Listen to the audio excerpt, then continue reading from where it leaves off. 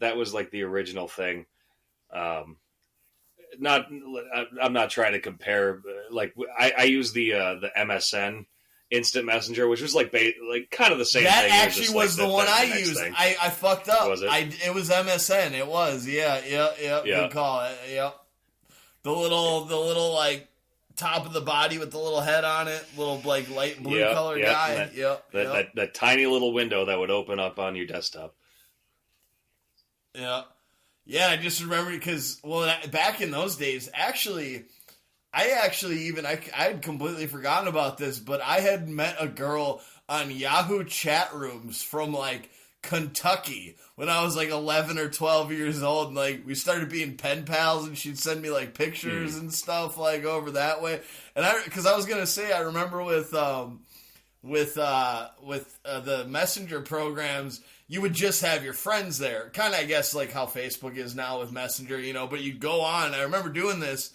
Like, I'd go on because I couldn't drive anywhere, and none of my friends really lived close by, and you're just sitting there like, oh, are my friends going to come online? But then if not, go into Yahoo chat rooms and just talk to random people. The old chat rooms were fun. I actually kind of hate that they, like, disappeared, like, although Discord is kind of bringing them back and stuff like that, huh? A little bit, but Clubhouse, Discord, but it's not as open. Twitch, you had mentioned the like watching the live feed of the basketball games. Twitch is like that, but mainly for, people. It's mostly Let's Plays, people playing video games and all that, but it also people can stream anything. Them playing music or really anything.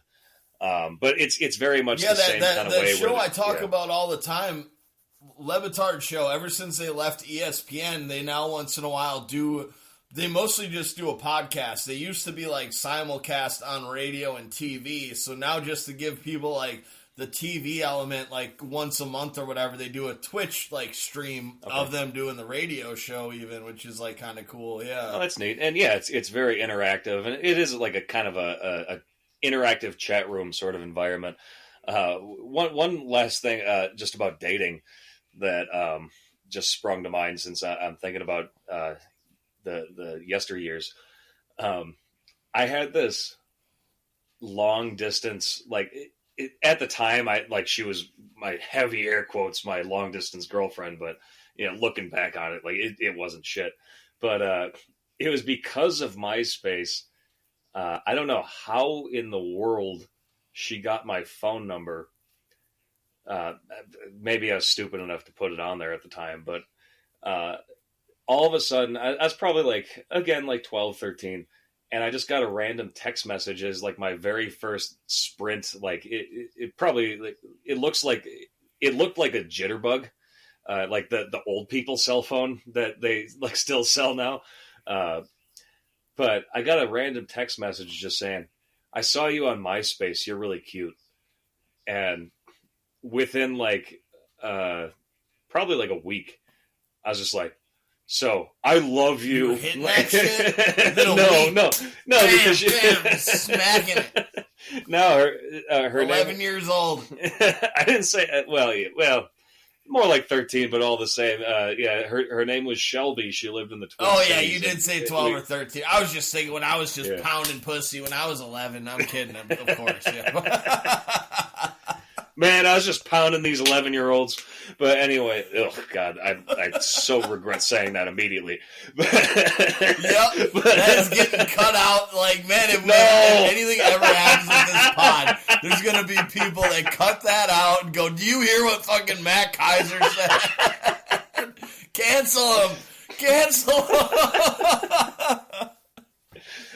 Oh yeah, but the whole point of the story was like after like a couple is probably like less than a week, is probably like 3-4 days. I'm just like, so this is serious, right? Like I think I love you. You want to be boyfriend girlfriend? Like she lived in fucking Minnesota, and she was. I actually it obviously like it never was a thing really at all. Like we talked a lot for a while, and then like. It's like, oh, I got a boyfriend who actually lives here. I'm like, yeah, okay, whatever. And like, I actually kept in touch with her. That makes sense. So, Obviously that was going to happen, but I kept in touch with her actually for like some years after that, and she's actually a really cool person. Like I don't think I have any.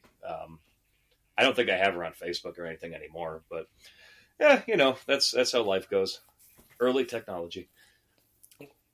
Yeah, the good old days. We were so innocent with the internet before it was, learned that people could be heavily manipulated and, lied to and just anger and hate. Back in the day, we were all just like, isn't this so cool how we can all talk? Isn't this nice and fun? Look at this picture. And then, so quickly, it just turned into... I fucking, and I'm as much as part of, talking shit on the internet as anybody and getting too political and all that shit, but, man, the innocent times of the internet of yesteryear, we were just all so naive, as to what would happen with it.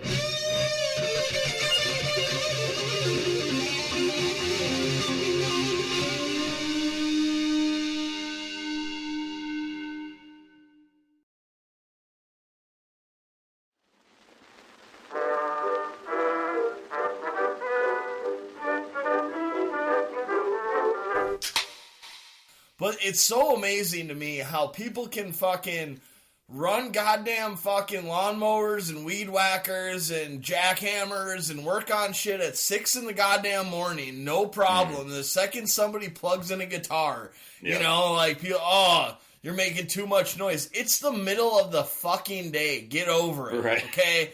How about you go, mow your lawn and then you won't hear my guitar or some shit like that. Right. Well, that just because of the topic we've been on, that just reminded me of one of the funniest things about living in Random Lake to me was every Saturday morning in the summertime, you'd hear the first lawnmower start up at 7 a.m. And then slowly, every house by house, everyone else came out to mow their lawn because they couldn't stand to have their neighbor's lawn shorter than theirs. And it was just it ended up being a chorus by noon. Just everyone on the whole block. Well, there's small. There's, and I'm not saying this is for every old man on that block that's still, they're all doing it for the same reason. But there's one dude specifically who hears his neighbor fire up the lawnmower and gets angry about it. God damn it, fucking Jim's cutting his grass again. I just cut mine 2 days ago, but I can't have his grass be longer than my grass. Literally getting worked up. Their heartbeat is fucking starting to pound, because you're oh God, why did he have to go cut his grass? Yeah, neighborhoods like that don't need an HOA because everyone just polices themselves out of envy.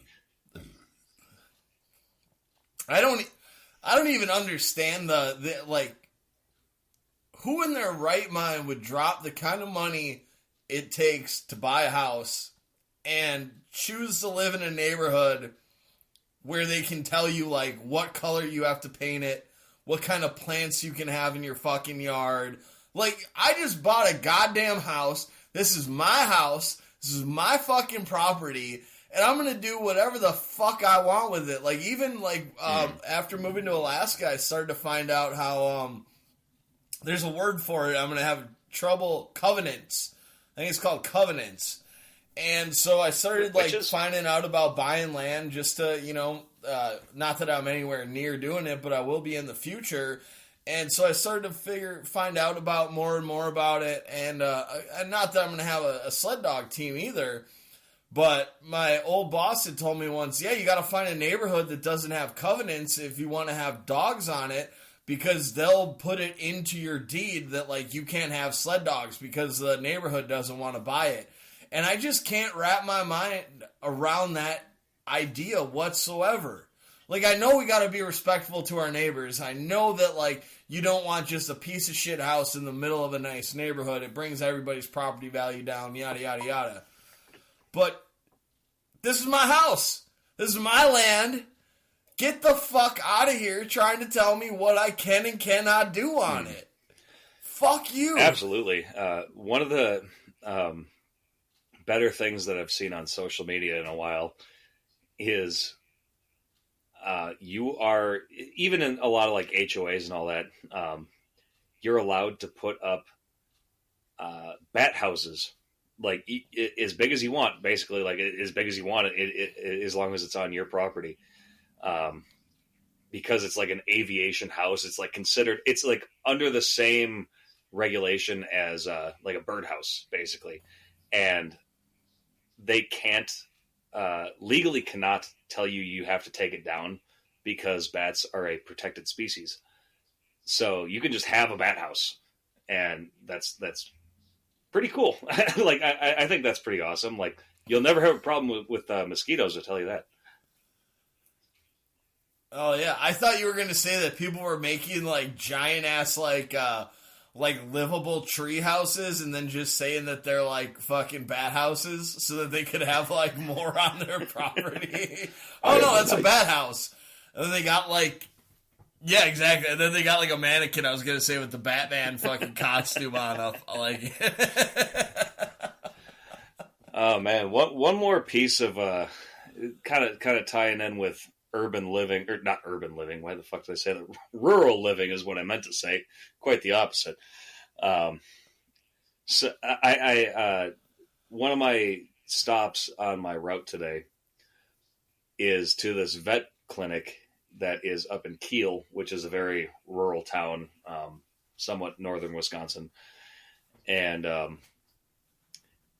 first of all, I just have to say, as a side note, I'm not sure that cows ever go there and survive, because literally just about every time I pull into that parking lot, there's like at least one, if not several, dead cows just out. Like there's just a dead cow being eaten by maggots on the side of the parking lot, like constantly.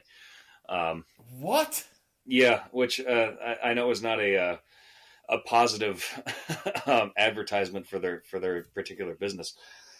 But anyway, speaking of cows, I pull in there today, and I'm pulling the pallet off and raising it down off the lift on the back of the truck. And this dude, who I've seen there plenty of times, I think he's like one of the main people there, he says to me, "Man, the way that truck rocks back and forth when you're walking around in the back, it's like you're a cow." And like, I personally, like, I probably haven't expressed this on the show really, but like, you know me, like I'm a little sensitive about the weight thing, so that like wasn't a very cool compliment, or not compliment at all, but like comment I meant to get. But I was like, yeah, you know, whatever. I brushed it off. I'm like, yeah, it's thing's got a pretty soft suspension on it. You know, it's just how it goes. Plus, I'm moving a pallet around, so you know that's weight that is moving the truck back and forth.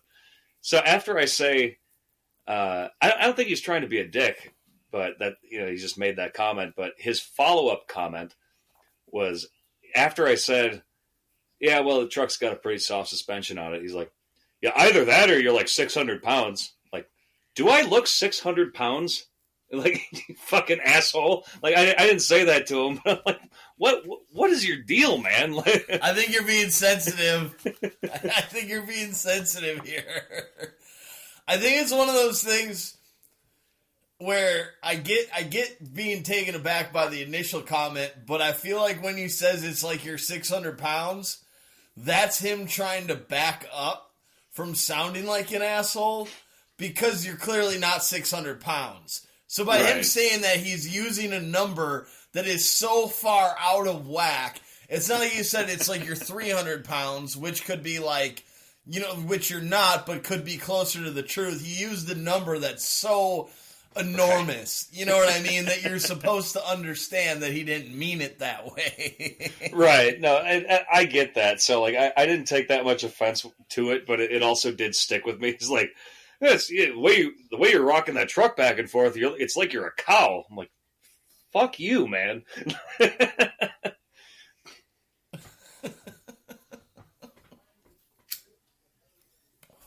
He's like, yeah, I don't know. I was trying to think of something snappy you could have came back with, like, with all the dead cows that he has, you know, laying around on the yard there. Like, there could have been something to, like, say, like, I guess you know a lot about that, yada yada. But yeah, I can't. I guess. I mean, that is a rude comment. I guess That's definitely a rude comment.